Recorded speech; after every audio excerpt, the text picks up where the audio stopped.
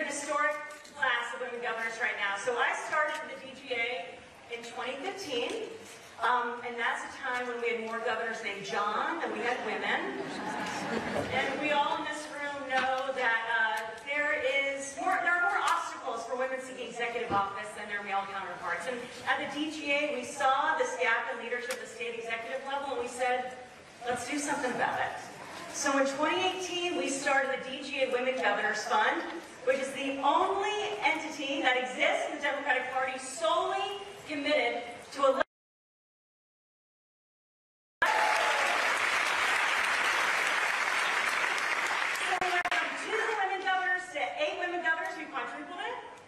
we've spent more than $80 million electing and protecting this current class of Democratic women governors. They're the stars of the party, they're household names, and with a tax on fundamental freedoms at an all-time high, it's more important than ever that we have women in the governor's office, so we're so thankful for their work. We're thankful for their voice in this fight. And as I've always said, but now everybody knows, Democratic governors are the bench of this party. And so we were thrilled that our outgoing chair, Governor Tim Walz, was selected to be the vice president of the candidate. So we were even more happy that that meant that Kansas Governor Laura Kelly became our new chair. She's won tough races in Kansas. She's going to lead us to victory in November. I'm thrilled she's our new chair, and with that, I'm going to welcome the star of the show who you're here to see. And I'll start with our new chair from Kansas, Governor Laura Kelly.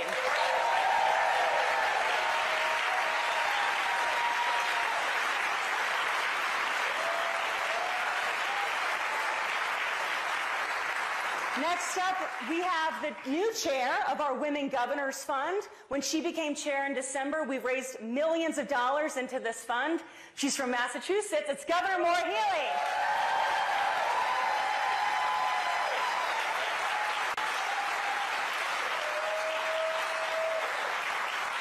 She won one of the most competitive races ever in Arizona in 2022. Please welcome Governor Katie Hobbs.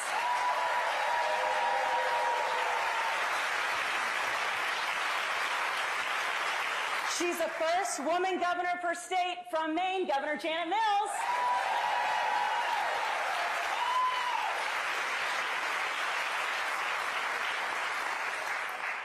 In Detroit, they call her Big Gretchen, but I know her as Governor Gretchen Whitmer.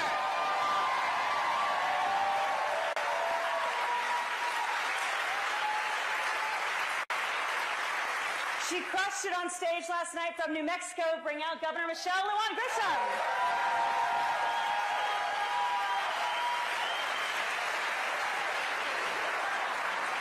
The first woman governor of New York, Governor Hochul.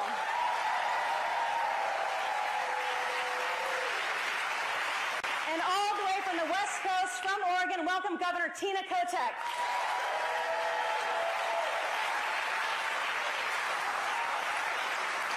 Now finally, I have the distinct pleasure and honor of welcoming our extremely special guest, the moderator for today's conversation. She's an award-winning actress, producer, activist. You may know her from the silver screen highlighting women in elected office, all while making us laugh along the way. We're so glad she's able to join us. Please give a round of applause for our special guest, Julia Louis-Dreyfus.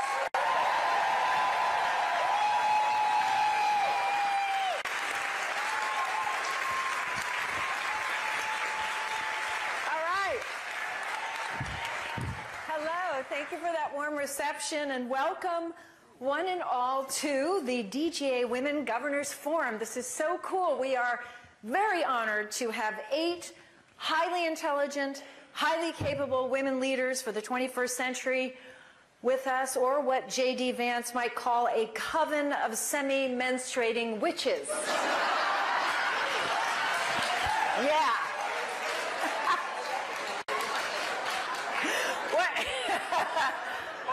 We're going to have fun. We're going to have fun. What a thrilling and historic week we are having here at the Democratic National Convention. Am I right? Yes. Oh, my God. The optimism, I have to say, of the Harris-Walz campaign is contagious. I personally feel like I've been smiling for a month. My face actually hurts. And was anybody else weeping last night for 2 hours watching the first gentleman and the Obamas speak? Oh, my God, wow. We're laughing. I'm crying. I'm fucking exhausted, to be honest with you. But we are filled with new hope and joy, and I think all of you women on the stage are evidence that Martin Luther King was right when he reminded us that the arc of the moral universe is long, but it bends towards justice. Sometimes we forget that when Trump is trying to bend it back the other way. But, you know, 50% of the population is female, in case you didn't know that. And more than 50% of votes cast are cast by women. But even though we now have an historic 12 women governors, 8 of whom are Democrats, cheers,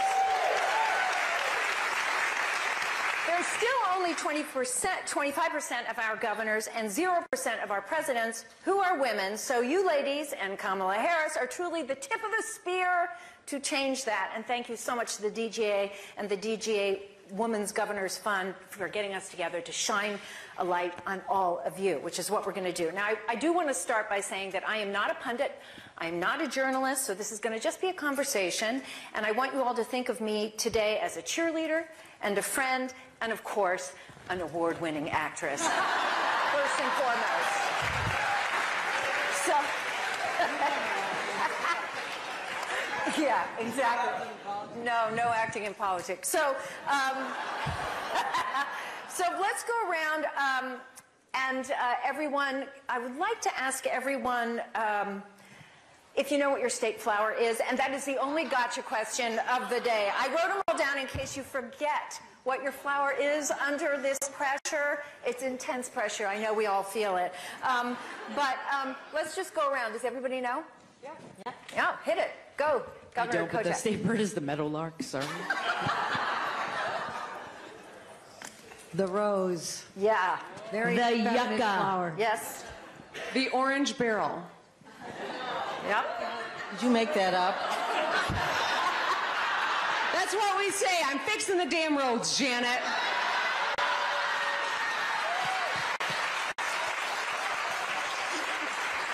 Well, mine's a pine cone and tassel, which is part of a tree. The saguaro blossom.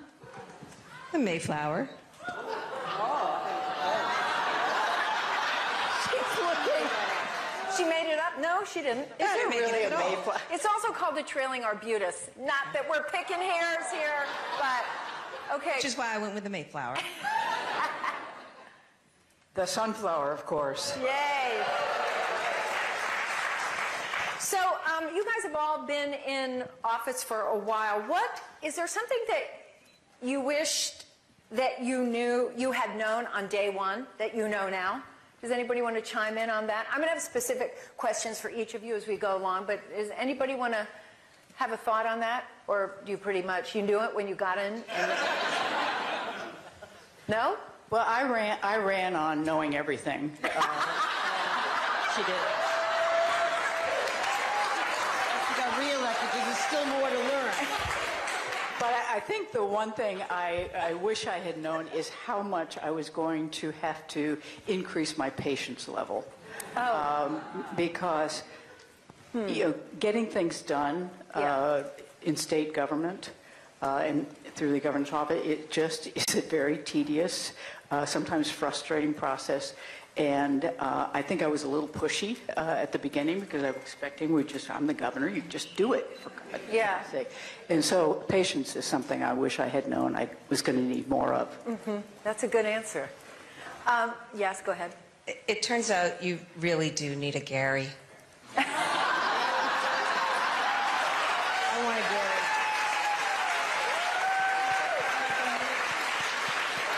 You kind of do need a Gary. Can you say where your jacket came from, by the way? Do you mind? A Gary. Always take care of your Garys. That's right. Exactly. The importance of a scheduler. Yes. I mean, you get invited to every opening, every ribbon cutting, Like everything. this thing right now. I know. Yeah. I tried to say no, but... And in election year, you'll go to the opening of an envelope. I mean, everything. And you have to juggle stuff. Yeah.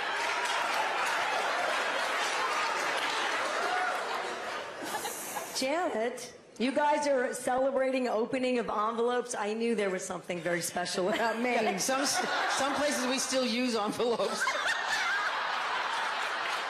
You write letters. Yeah. This is for the group. It's kind of, why do you think it's important to get women into office down ballot? Let's talk about the importance. I do a lot of work for down ballot candidates, and but I wonder if you could speak to that, particularly nowadays, how critical that is. The down ballots become the up ballots. That's how it is. Yeah. You start here. Yeah. I started at the lowest level. I was maybe just a step above dog catcher in my town. It's kind of a low level, and I worked my way up. So you build the farm team, right? That's how you have to do it. You have to invest in people. I go out and recruit people. I have a nice, friendly waitress. You want to run for office someday? Because the guys don't require any qualifications. They just step up and run. Am I right about that? We got a guy who's like, I'm a billionaire. I want to be president. I'm going to ruin the country. And he did.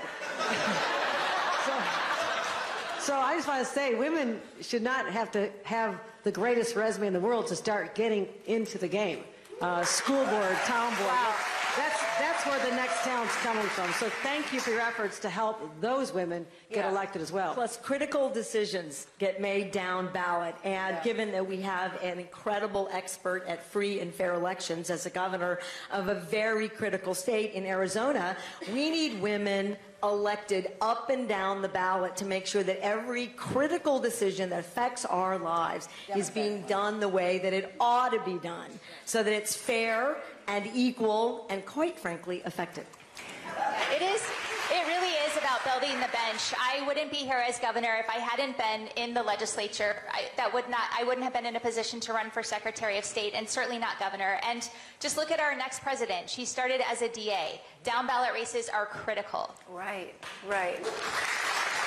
I think the other reason you want to go down ballot is because then you have women who are closer to the people, and they can bring you that. We're somewhat removed, so it helps to have women down there on the ground really hearing what's going on and bringing that information to you. And I also quite honestly have found that with women in the legislature, for instance, I always know they have my back because they understand what I'm going through. And so they tend to have my back, and I don't have to worry as much about bringing them into the fold. And I just say, a lot of us are in state, some of us were in state legislature, some of us were AGs. Look at the decisions. It's your school committee that's going to decide curricula, whether there's health education, especially for girls. Funding for education, for housing, protection of abortion rights. That's all happening by state actors right now, up and down the ballot. Election protection, the work that Katie's having to do, so important. So thank you for up and down the ballot. Those seats really matter, and women should run for all of them. Yeah. All the women listening, run. Just run. Do it. Do you think that there is a unique advantage? This is kind of a stupid question, but I'm going to ask it anyway. Do you think there's a unique advantage to being a female and being a governor? Does it give you a leg up over your male colleagues? Yes. That's it. And we're done. Thank you, ladies and gentlemen. It's been a wonderful chat. I do. There are unique hurdles. There are unique barriers. There are a lot of different ways that we are treated compared to male candidates. But I would also say that it is a huge advantage to be underestimated in any debate, in any way you show up. And look, we can rock some fabulous colors too, right? But I do think that that's a huge advantage to come in where people write us off, don't expect us to be as deep on issues or as thoughtful in articulating a vision or as tough as everyone on this panel is. And I would much rather be underestimated than overestimated. Yeah. So we got that going for us. Yeah. And it's not how it should be, and it's not that I'm saying that that's a great thing for our society, but it is an advantage for women running for office. That's interesting. I also think, though, that that underestimation is going to fade away as time goes on. With President Harris, you're right.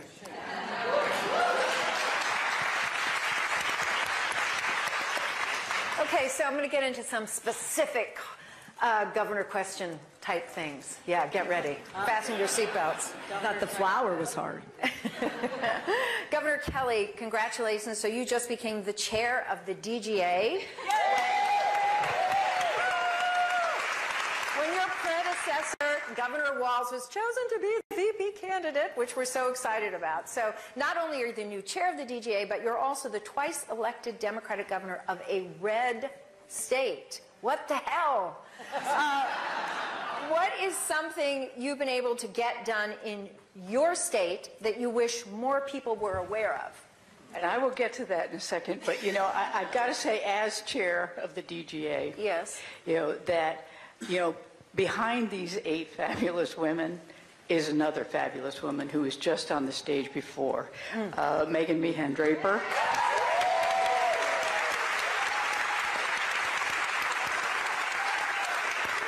Yeah. So behind every 8 women, there is one. Yes. A really good one. But no, Megan and her team have just done an incredible job, and it really, they're responsible for us all sitting here at this point. So just wanted to give her that shout out. Now, in terms of what I've done that I wish people knew about, this is where my nerd side comes through. Yeah, do it. Bring out your nerd. Let's Yeah, go. because, you know, I wish people knew what we're doing in our prisons. You know, that's so often a forgotten part of your responsibility, and other people don't think about it at all. But we have really spent a considerable amount of time, energy, resources, and thought into changing our entire prison system from just one being punitive to one being really more rehabilitative, but also education. We are starting to see our incarcerated folks as our workforce, our potential workforce. And so we have ingrained education training programs. We're actually building campuses on our correctional facilities to ensure that these folks can get the education that they need to be successful when they get out. We've taken it from the adult, and now we're taking it down into the juvenile level. So I think that's the thing. We'll never get any press on it, never get advertised. You're getting press now. But yeah, and I appreciate it. But that's one of the things. Oh, I'm so glad. Thank you for that. That's great leadership. Thank you. Governor Lujan Grisham? Yes. I have heard from some of your fellow women governors. Who was it? I'm not going to tell you. That you have a very famous sense of humor, so quickly say something funny right now. I'm kidding. But actually, in fact, I'm certain that having a sense of humor is a great thing to have as an executive, as a leader. Can you talk about how you bring humor to the governorship and to your fellow women governors? And if it's sort of nasty, just go ahead. Who cares? Well, this will surprise my 2 daughters, who have never had a practical joke happen to them more than 7 days a week since they were born. I do. I think humor actually is an effective tool when things are hot and tense.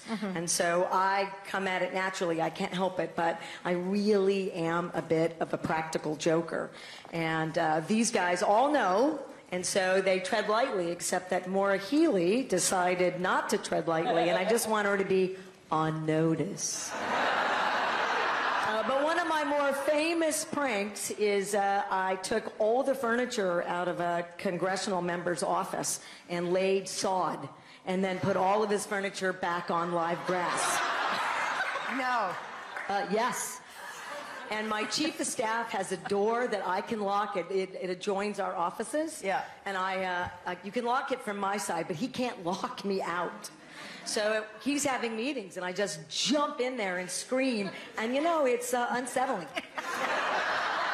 But But then then he can say, she's just like that. It's just better, really, if you just give us whatever we want. Otherwise, she's just going to keep doing that So it's for the like rest of the day. it's your version of good cop, bad cop? It's my version, and it's very effective. That's good. I like that. Governor Mills. Yes. You won your election for governor of Maine in 2018, flipping that seat from red to blue and becoming the first woman governor of your state.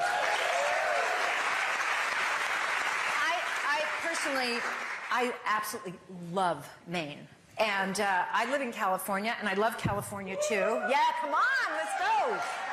But I often say California has everything except Maine. So you've been governor for 6 years, so I have 2 questions. First, how have your priorities changed since you started out in the job? And second, would Maine be interested in becoming Eastern California? Or California could become Western Maine. I mean, it's obviously a negotiation, and we don't have to figure it out now necessarily, but just keep that in the back of your head. But anyway. Probably not. Yeah. No? We don't want to be a colony of California. We don't. No, we're happy the way we are. Nobody knows we're there, really, except New Hampshire. We only touch New Hampshire. But, no, we're a very happy state. No, what didn't we know when I took office? Wow, I mean, we had the pandemic.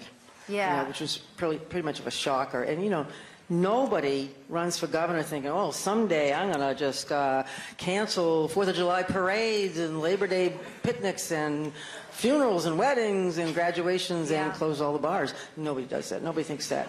But we all went through that. Some of us went through that as AGs or as governors. And so that was an eye-opener. Yeah, right. That was a tough one. Did it shift your priorities in any way? Yeah, I started thinking about how we can do things better in ourselves as a small state, how we can produce more products, how we can diversify our farming and forestry and fisheries and stuff, that kind of thing, and looking at innovation. But yeah, gave me a different perspective on the people, and I think the people had a different perspective on what government does for them. What is this safety net? How good is it? Are there tears and holes and gaps in it? And isn't that our job to make sure there are none and make sure we lift up everybody?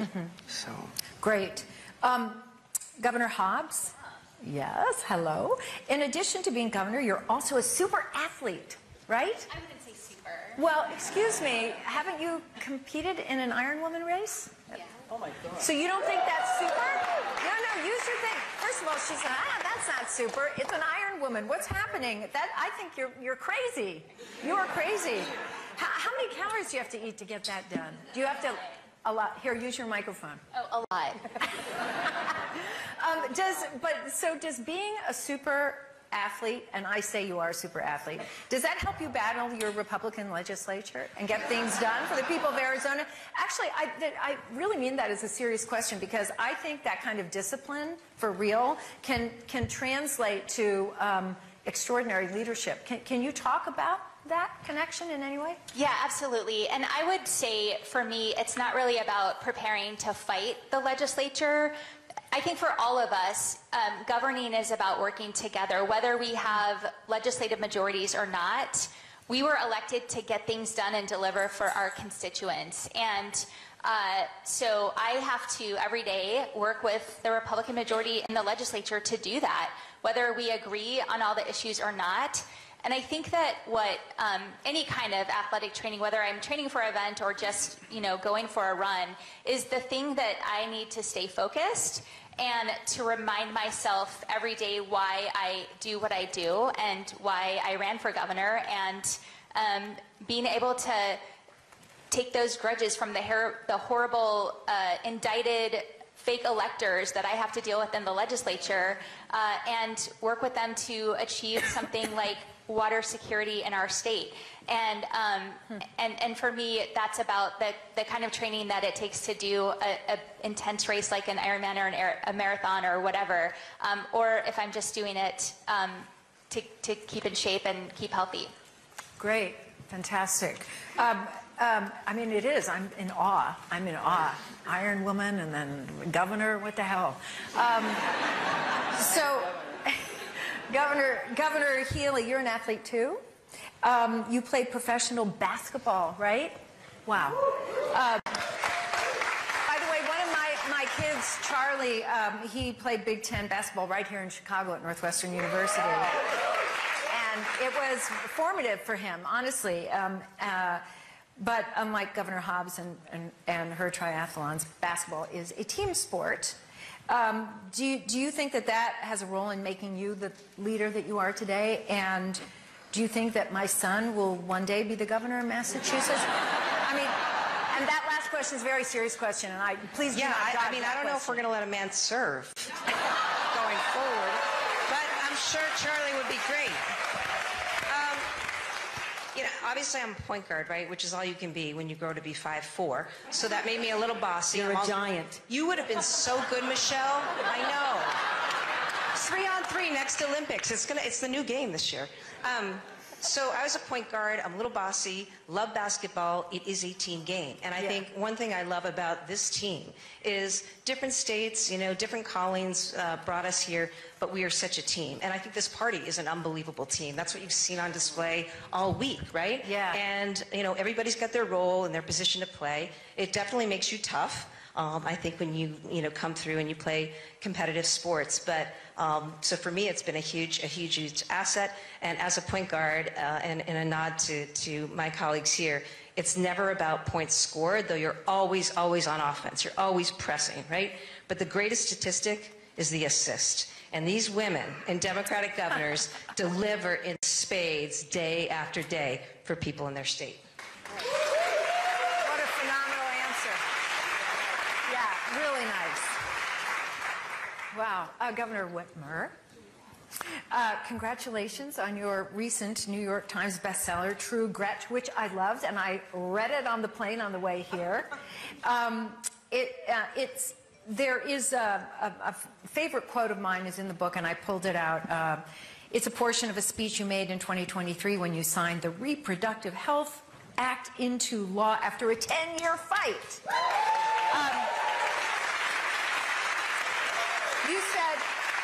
You said, don't stop fighting for what you know is right. There's a warning in the story, too, for anyone who wants to roll back our rights. Don't mess with American women. Yeah. We are tough, and we fight back, and we will win. You come for our rights, and we will work harder to protect them.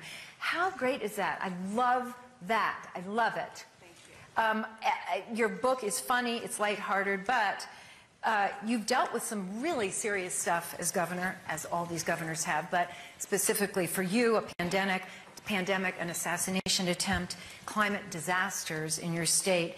In the face of all of that, you know, if I could see just rolling up into a ball and giving up. I mean, honestly, as a human being, if you think of that, how do you stay afloat? How do you keep fighting?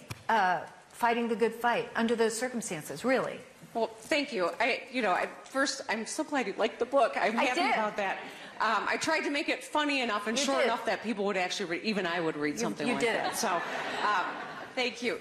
You know, that's the question I get a lot, is how do you stay optimistic when everything can feel so heavy at times, from the climate events, the pandemic, to the plot to kidnap and kill you, to 28 recall attempts in my first term. I mean, it's been a lot, and yet there's inspiration everywhere. There really is. And I do keep a gratitude journal. I write down 3 things at the end of every day that gave me some joy. And some days it's really easy. My list is like 10 long. And today, at least there's 8 other things on it. You and the my 7 beautiful colleagues here.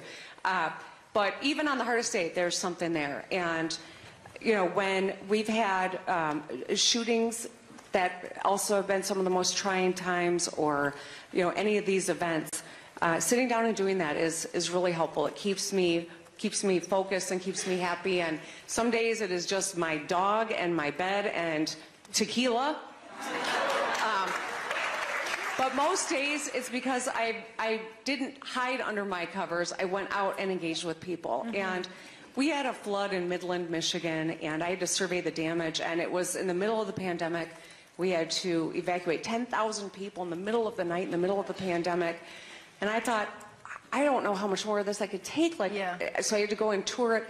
And when we landed and walked around, I saw people helping one another, helping their neighbors. And it was like, That for me was the inspiration I needed that day. And it's turning it off is understandable, a desire, but getting more involved is where you can see what you can do and how you can be of help and why you say in this. And I think leaning in more is the best That's the antidote. tonic, isn't it? That's the tonic. It's a great answer. Governor Hochul, you are the first woman governor of New York, so I want to talk Not the about last. What? Not the last. Not the last, not the but last. the first, so good on you. So I want to talk to you about reproductive rights. You know, my character in Veep once said, if men got pregnant, you could get an abortion at an ATM. Which I stand by as a human being. I think that's true. And that was before, by the way, the highest court in the land decided to overturn Roe v. Wade. So as the first woman governor of your state, when the Dobbs decision came down, what was the first action that you took? I went to a vigil at night in Prospect Park in Brooklyn, and I held sobbing young women in my arms. It broke my heart to know that something that my mother's generation fought for, I certainly took for granted. Yeah. That my daughter Katie's generation now is lost, and I'm going to fight like hell to get back for my little granddaughter. That is how I felt. I said, you cannot do this to us. So it was a moment of pain, but also was a moment of strength. As I saw the women of New York stand up in our legislature, I called them back in an emergency session. And I said, we're going to pass laws because, yes, you can have an abortion in the state of New York, but there are sisters across this nation who are going to need our help. I put $35 million into a fund, an abortion support fund, so we could expand our clinics. We let women from other states know this is a safe harbor for you, come here. I had protections for our doctors so they would not be prosecuted in other states for anything they would do in our state with someone from another state as well. So we passed laws, we jumped through it. I visited Planned Parenthood clinics right off the bat and said, we're here with you, you're going to be okay, but you're going to get more people here. But right now, as a result of that decision, 1 out of 3 women of childbearing age are living under an abortion ban in this country. This country. And that is still shocking to comprehend. Yeah. And I knew that New York State, which passed abortion rights 3 years before Roe v. Wade, we passed the voting rights for women 3 years before the decision decades ago, a century ago. And we are the birthplace of the women's rights movement. So I said, this is the state. This is the state that has to stand up and say, we're going to be there for them. So this got very personal to me very quickly. What I had to do to just comfort the women of my state, but also send a message across this nation. We will not stand for this, and we'll change an election to make sure that we can release those freedoms back to the women where they always belong. Good. Perfect. If I could just say one thing, I want to say thank you to Governor Hochul. My daughter and my granddaughter live across the street from Prospect Park, and they thank you for showing up.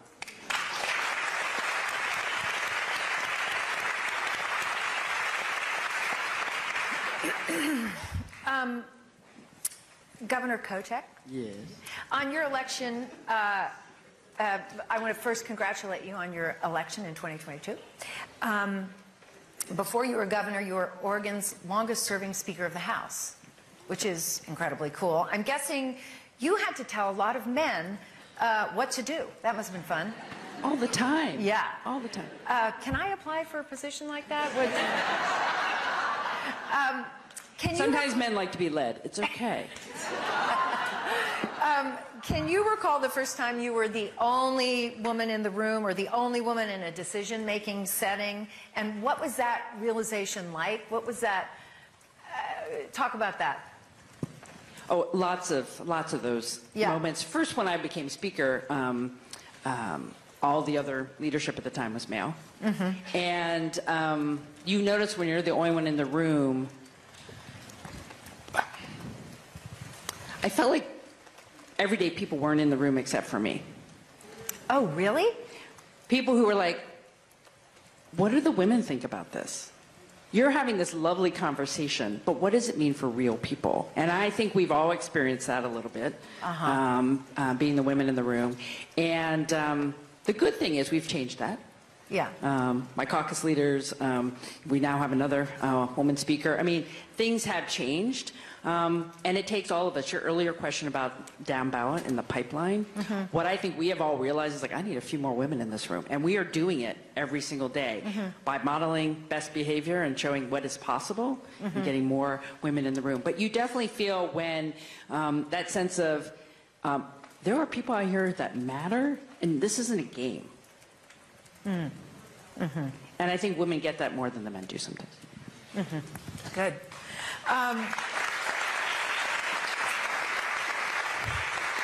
So this is a question for Governor Hobbs, Governor Kelly, and Governor Lujan Grisham. Governor Hobbs, Governor Kelly, your states, Arizona and Kansas, have passed some of the most restrictive abortion laws in the country. Your citizens are having to travel for abortion care to Colorado and California, but also to New Mexico. How are you working with Governor Lujan Grisham and other states to get these women the care that they need?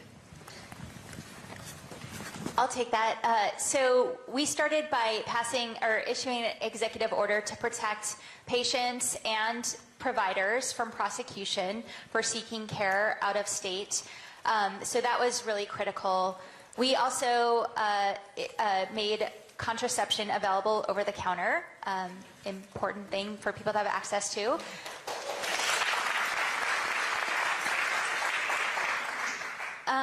And we're going to have the chance in November to make abortion protected in our state's constitution. So following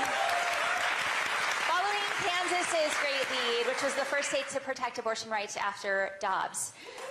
But the fact is that we are under an extreme restriction in Arizona, and women who get pregnant don't have access to the care that they need. And so we're surrounded by pro-abortion states, California, Nevada, New Mexico, Colorado. And we are working to make sure that people can get the care they need, including setting up a comprehensive website that provides information for people about what they can and can't do if they're seeking reproductive health care, and where they can go to get it otherwise. Actually, we do protect women's reproductive rights in our Constitution, and our Supreme Court avowed that not in 2019, I think. And as a result of that, the legislature decided to put an amendment on the ballot in 2022 to strip that right, that constitutional right, from women. They should never have poked the bear, because what happened was women, young people, men, all over Kansas came together and showed up at a primary. You know, ordinarily in Kansas, Democrats don't vote in primaries because we have enough trouble finding one candidate, much less two. Independents can't vote, and usually it's just the very extreme Republicans who come out to vote in the primary.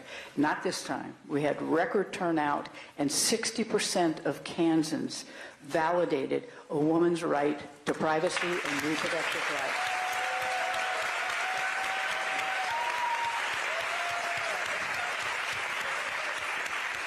And I think we set the stage for other states then to follow suit, you know, in whatever way they had to protect women's rights. And I think it's carrying on into this election. I think we're seeing what's happening, that there's no lack of interest now. You know, it really has awoken people, particularly our young people, to the fact that, you know, the rights that, well, I was actually pre-Roe v. Wade, so I came of age before it was there. And I was part of that fight to get Roe passed. So here I am a lifetime later and back at it. Right. But now joined by the young people who had been taking it for granted, but no longer will. And I hope they remember this so that their granddaughters don't have to go through this. Yeah, no kidding. I think it's going to get people out to the polls, right? I like Don't Poke the Bear. That's really good. So I have this podcast, you know, called Wiser Than Me, where I talk to women women who are really pretty much over 70 and beyond to glean their wisdom. And so I reached out to my podcast audience to ask them if they had any questions that I could pose today. I know, get ready. So we got, believe it or not, we got like thousands of questions. I'm not kidding, which is cool, and it speaks highly of all of you for sure. So, so here are a few of them. The first question is, why are the GOP so fucking weird? Anyone want to take that? Anyone want to take it? We don't speak for them. We don't. There you go. They didn't used to be weird. That's I grew up in a right. Republican family, and we have a solid group of Republicans in Maine who are not supporting Trump and who are, in fact, supporting Kamala Harris. Because they've lost, they know that the traditional Republican Party is not about Trump and never was. And he's like purged anybody who was sort of free thinking and a traditional conservative Republican. They don't have a place to go anymore. So they're not all weird, but Yeah. the Trump Yeah. MAGA Republicans, he's weird. Yeah. Here's another question. Did you have a woman who was a role model or mentor that encouraged you to run for governor? I'll take that because, Okay. no. I'm going to fix it. But I had the luxury of being an appointee for governors, all men, but a powerful female lieutenant governor who, you know, didn't quite get there, but like so many of us, was a trailblazer in New Mexico and encouraged me, even after I had a failed congressional election. So then I ran, keep running and keep fighting. And what's really delicious about that leadership early on is something that she was working on with our legislature was back then full-day kindergarten, and it stayed for a bit, it sunsetted, and they were trying to do early childhood education. And as governor, with that kind of leadership that I worked for, we now have a constitutional right to child care. We'll be the first state in America to have universal free child care. We have universal free pre-K. We have a moonshot investment in K-5. We have universal free meals. We have scratch cooking, healthy meals incentives, and we have free college. 2-year, 4-year, full-time, part-time, anywhere, anywhere, anywhere. And apprenticeships and trades. And that was that's her step in that direction. And I never forget it. Give a shout out to her name. Diane Dennis, Lieutenant Governor Diane Dennis, State of New Mexico.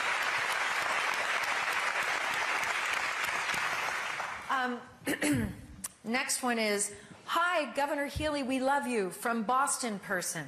That's not a question, but I thought I should just give you that message. Love you too. Person from Boston. Yeah, it was your mom. Thanks, Janet. Another question is, how can state governments help identify and combat disinformation in today's world? That's that a one. toughie. I'll take that one. We are literally teaching media literacy in our schools because I want young people to differentiate between the old school mainstream media that we still hope is truthful. I mean, there's no more Walter Cronkite at that. Are you old enough to remember? Yeah, you don't remember. You're old enough. Forget it. Laura Kelly, remember that was me? Okay. So we have to teach young people. And I'll also say this. New York State stood up and became the first state in the nation to say to social media companies, stop monetizing our kids' mental health. Stop bombarding them with addictive algorithms that they do not want to have. And let's let them start learning in school again without their hand being attached to a cell phone. So we are starting to take our kids back and deal with the fact that they're learning falsehoods. I mean, the things that Donald Trump said about me just today. I'm not vile. I'm not a horrible person. I assure you, I'm a nice person. You seem nice to me, by the way. Take that, Donald Trump. I'm nicer than you said I am today. It doesn't bother me at all.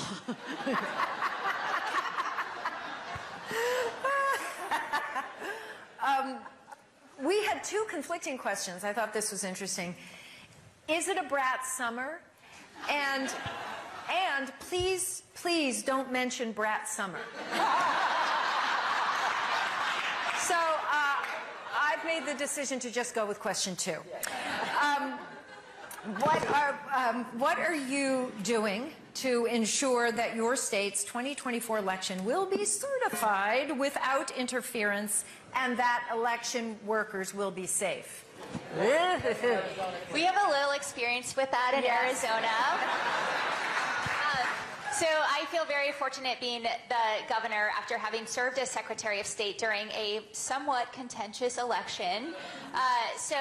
We are working very closely right now with our Secretary of State and our Attorney General to make sure that we are prepared for every single scenario that may come our way. And I think the challenges that we saw in 2020 are going to look like kindergarten compared to what we see now, but we are ready, and we are going to do everything we can, which means everything, to ensure that Arizonans' votes are protected, that their voices are heard, and that our electoral votes are cast for the winner of the election in Arizona. All right. I'll jump into. Yeah, please. And similarly, in Michigan, one of the things that we were able to get accomplished in 2022 was we got all the statewides reelected. So me and my Secretary of State, Jocelyn Benson, and Attorney General Dana Nessel, thankfully. But we also flipped the House and the Senate for the first time in 40 years. And so we've been able to enact a number of election laws to protect election workers, to make it easier for people to participate by voting early, 3 weeks in advance of the election, in person, by having no reason absentee. We heightened criminal penalties for people that threaten election workers. And so we've done a lot of things to prepare. That being said, we know that Michigan is going to be in the spotlight once again. We know that the misinformation to the earlier question is still going to be rampant. We know that there are going to be all sorts of efforts. But I'll tell you this. In 2020, when we went through the last presidential, and there were a handful of states that were targeted, Katie's included with Pennsylvania, Wisconsin, North Carolina, and Michigan, all of these states have Democratic governors, thank God, because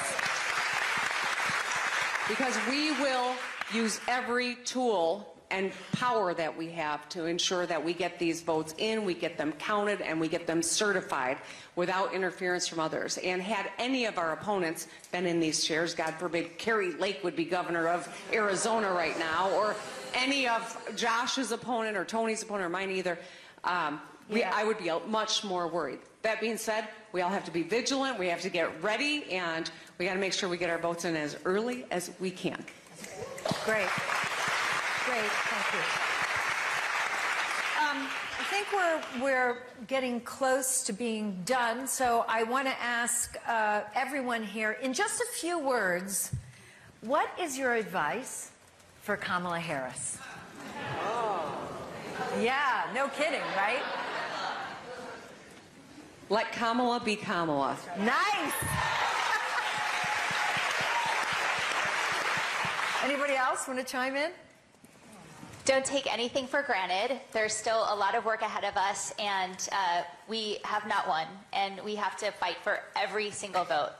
Well, she doesn't need any of our advice. That's one. She is ready to go, but her momentum, right? This effort where she is out everywhere, every minute, every day, talking to voters, talking to Americans, meeting them where they are. I love it. Yeah. And I know we're going to get to see more of that. So we ought to be really encouraging, and we need to back up that messaging with her and for her, next to her, behind her, in front of her, every single minute of every single day. My advice to her is real simple. Don't read the comments. Yeah. You'll feel much better about yourself. Just don't read the comments. That's I I would just say call on us. She knows that. We've known her. We worked with her as Attorney General and in the higher offices. And call on us. We're your friends. She knows that, but it's worth saying again. We're there for you. Okay. And send him walls everywhere you can. Yes. Yeah. Boy, I couldn't agree with that more. Everywhere. He's so fabulous. Second that. And look, I got to rep Massachusetts, Converse made. Keep rocking the Converse. Keep drinking water. stay on offense and know, Kamala, that there are girls and women out there all across America, all across the world, who are looking to see this happen, and more than that, who need to see this happen. And with the help of everybody out there, and everybody coming to play, we're going to make this happen. Oh, I love it. I'm so psyched. Okay, very last question. I played a vice president, and I played POTUS on TV. So my question is this: do you think that makes me ready for national office?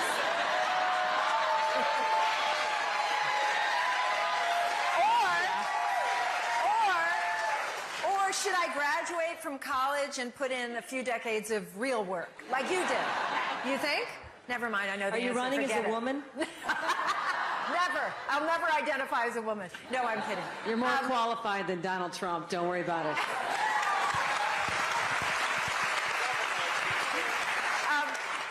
I want to thank you all for being here, and this has been truly delightful. I think everyone really enjoyed this conversation, and thank God for the DGA and the Women's Fund for the DGA. I'm just in gratitude to everybody here, and keep up the good work, fight the good fight. Let's go. Let's elect Kamala Harris to President of the United States.